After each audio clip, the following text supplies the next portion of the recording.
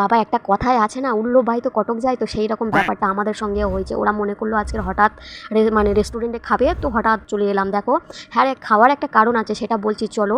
তো আমার দিদি জামাইবাবু সেদিনকে ছিল বিবাহবার্ষিকী, সেদিনকে বলতে বাংলায় ছিল 15ই বৈশাখ আর ইংরেজি ছিল 29শে এপ্রিল। তো ওই অক্ষয় তৃতীয়ার দিন। তো যেই ভাবনা, তো সন্ধেবেলা একটু কেক টেক এনে ভালো করে সেলিব্রেশনও করা হলো।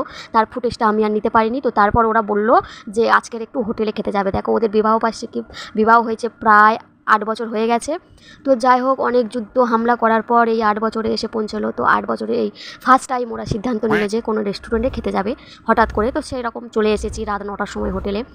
হোটেলটা ছিল দারুণ গাইস, খুব সুন্দর। আর এখানে সঙ্গে সঙ্গে আসার মতো ইয়ে দিয়েছিল, মেনু চার্ট দিয়ে দিয়েছিল, প্রচুর লেখা ছিল পুরো বইয়ের মতো। আমি তো কিছুই বুঝতে পারছিলাম না। আমি বললাম তোমরা যা অর্ডার দেবে তাই দাও, আমি তাই খাবো। তো ওরা প্রথমে 2টো কফি অর্ডার দিল, তো সেই দুটোই দিয়ে গেছে। আর আমি এত লিপস্টিক পরা পড়েছি যে এক চুমুক দিয়েছি, কাপে তাদের ছাপ উঠে গেছে।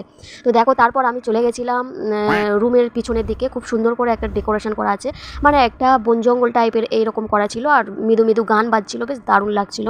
বাঁদর ঝুলছে, মাকড় ঝুলছে, তারপরে সাপ ঝুলছে, এইসব আর কি। সুন্দর গাছ করা ছিল। তো দেখো তোমাদেরকেও দেখিয়ে দিলাম, বেশ মোটামুটি ভালোই ছিল আর ভালো লাগছিল।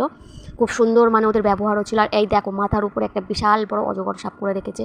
তো কত সুন্দর লাগছে দেখো, সত্যি সত্যি মানে আমি দেখে ভয় পেয়ে গেছি।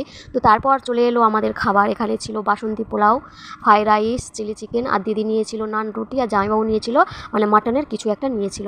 তো ওখান থেকে আমি একটু টুকুর টুকুর করে খেয়ে নিলাম, বেশি খেতে পারিনি বন্ধুগণ। কিন্তু বাড়ি থেকে একটু কেক খেয়ে গেছিলাম, তারপর গাটা কেমন হচ্ছিল।